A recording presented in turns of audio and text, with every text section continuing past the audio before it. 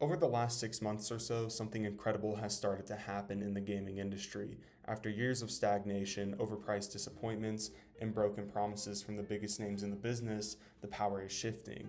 For most of the 2020s, gaming has been in a strange kind of limbo. AAA studios, once seen as the kings of quality, have become known more for microtransactions, rushed releases, and tone-deaf decisions. The same companies that used to lead the industry have in many ways fallen asleep at the wheel, and while they were sleeping, something else happened. AA studios and indie developers stepped up, passion-driven teams who still care about storytelling, gameplay, and innovation. They took risks, they listened to players, and now they're winning. We are watching a power shift happen in real time. This video is all about that shift, how the titans of AAA lost their grip, who's replacing them, and what this means for the future of gaming. Stick around, because if you've been feeling let down by the big guys lately, you're not alone, but there's hope, and it's coming from places most people didn't expect. Let's start with the fall of giants. In the last few years, major studios like Activision, Ubisoft, EA, and even once revered companies like Bethesda have seen massive dips in public trust. Why?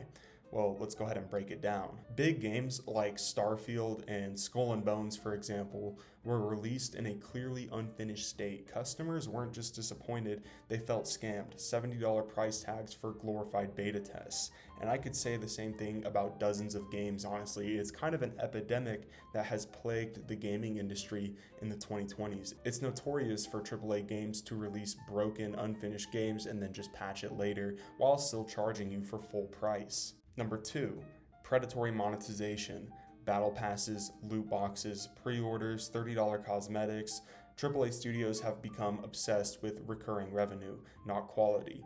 Gamers aren't just buying a product anymore, they're entering a monetization funnel.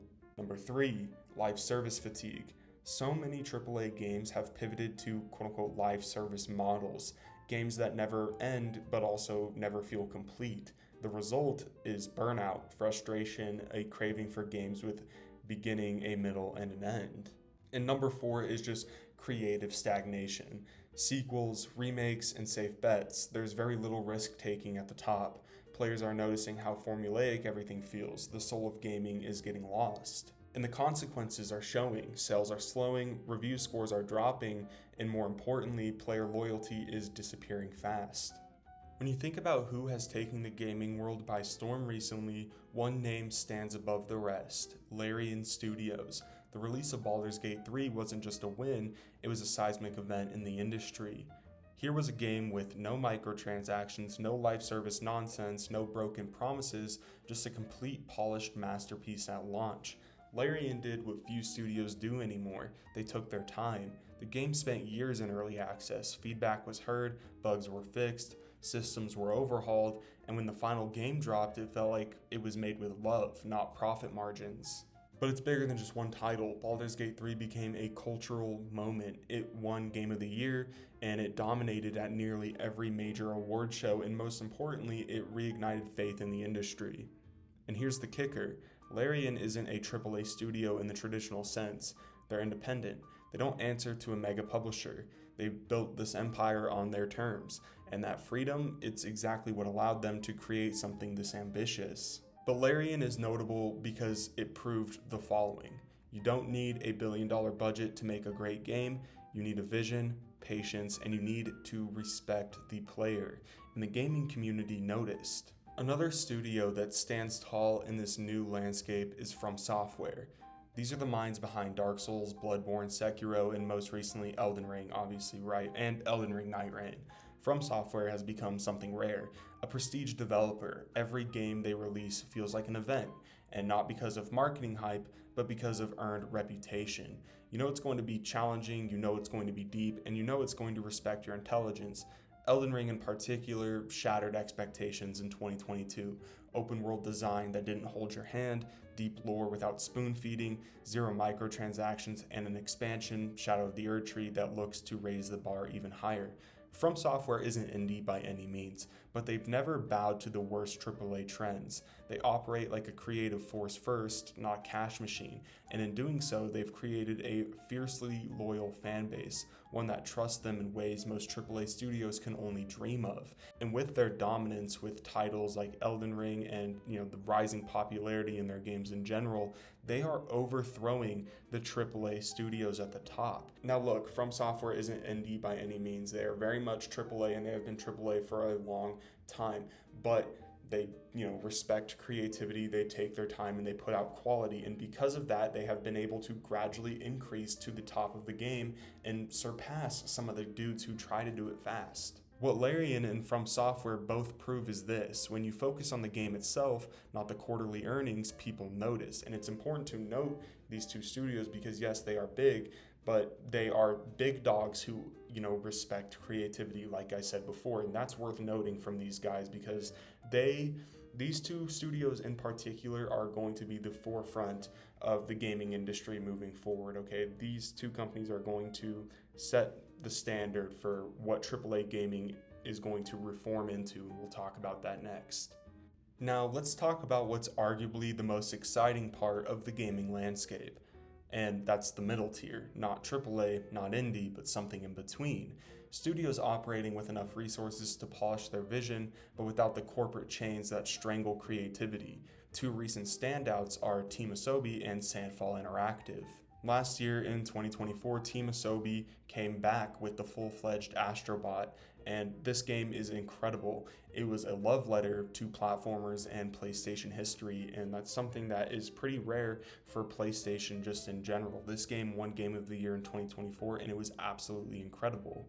But here's what matters most is it's not a live service game. It's not trying to sell you a battle pass. It's not stretching itself thin to chase trends. It's just a game, and it's a very good one. Team Asobi is proving that mid-sized teams can carry entire platforms if you give them the creative freedom to do what they're best at. Astrobot, like I said before, was met with a ton of praise, and it sold really, really well. Next up here we have Sandfall Interactive, and these are the minds behind Expedition 33. Expedition 33 came out of nowhere and stole the show during multiple showcases.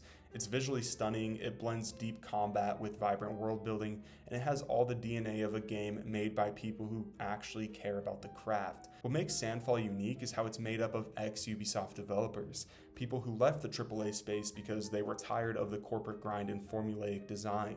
They wanted to do something different, something beautiful, something meaningful, and Expedition 33 is the result of that rebellion. This is what we're seeing more and more of. Veteran devs leaving big studios, creating their own visions, and being rewarded for it by players hungry for something real. The mid-tier space isn't a stepping stone anymore, it's a destination, and in many ways, it's where the soul of gaming now lives. Now obviously, we can't talk about the power shift in gaming without shining a spotlight on indie studios, the true underdogs who've been punching above their weight for years. Once seen as small-time passion projects, indie games are now some of the most beloved, most innovative, and most talked about titles in the entire industry. Let's look at a few major examples in the 2020s. First up here I have Hades by Supergiant Games. This wasn't just a breakout hit, Hades took home awards, earned universal praise, and proved that roguelikes, a once niche genre, could captivate a global audience. Everything about it screamed polish and purpose. A fluid combat system, stunning art direction, a story that evolved with every defeat, and all of that came from a small team that deeply understood its audience. With Hades 2 now in early access and already looking incredible, it's clear Supergiant isn't a fluke, they're a force to be reckoned with. Moving on here, we have Sea of Stars by Sabotage Studio. Turn-based RPGs were supposed to be a relic of the past. Sea of Stars said otherwise. Drawing inspiration from classics like Chrono Trigger and Final Fantasy, this game delivered modern beauty with retro soul. No bloated mechanics, no microtransactions, just tight gameplay and heartfelt storytelling. And fans loved it. It sold over 250,000 copies within its first week, a massive number for an indie RPG. And the fans loved it. It sold over 250,000 copies within its first week, a massive number for an indie RPG. Another example I love is Dave the Diver by Mint Rocket. Sometimes you just need something weird. This quirky underwater sushi management adventure became a sleeper hit in 2023. What made it special wasn't just the gameplay, it was how unpredictable and joyful it felt. Every mechanic had love poured into it, every pixel had purpose, And it was a reminder, innovation doesn't have to come from giant boardrooms. It can come from a small room with a few devs who care. I could go on and on with awesome indie titles that have released in recent years, and with many moving forward, Balatro, Hollow Knight, you guys know, Celeste, all of those games are incredible, all right? And those are just more examples of indie developers who are punching way above their weight and succeeding. The bottom line is this: indie games have become the lifeblood of gaming creativity. They don't need to sell 10 million copies to be called a success. They just need to connect deeply with the players. And when they do, they shape the culture in a way that AAA often can't. And oftentimes, AAA finds themselves getting burned by trying to keep up with these studios. So now that we've looked at all these different types of studios, AAA giants, mid-tier teams, and indie underdogs, you might be wondering, what even is AAA anymore? Because honestly, the label doesn't mean what it used to. Traditionally, a AAA game meant big budget, big marketing, and a big team. But today, some of the most bloated, disappointing games in recent memory have come from the so-called AAA space. Meanwhile, smaller studios with half the budget and none of the corporate baggage are out here creating Game of the Year contenders and redefining the future of genres. Let's look at Baldur's Gate 3 again. It doesn't matter that Larian doesn't have a massive publishing arm. That game feels like AAA because it delivers where it counts: scope, polish, and player respect. Same with a game like Elden Ring, same with Astrobot. Even Hades had more polish than some $100 million games. And honestly, most AAA and indie games do have more polish because they refine it so well. And the truth is, we've entered an era where the quality of the game matters more than the label slapped on the box. Players are waking up to this. They're asking better questions. Not is it AAA, but is it finished? Is it fair? Does it respect my time? Does it feel made with love? And studios that check those boxes, regardless of their size, are the ones winning hearts, headlines, and dollars. This is what makes the current moment in gaming so powerful. It's not just a shift in who makes great games. It's a shift in who gets to define what greatness looks like in the gaming industry.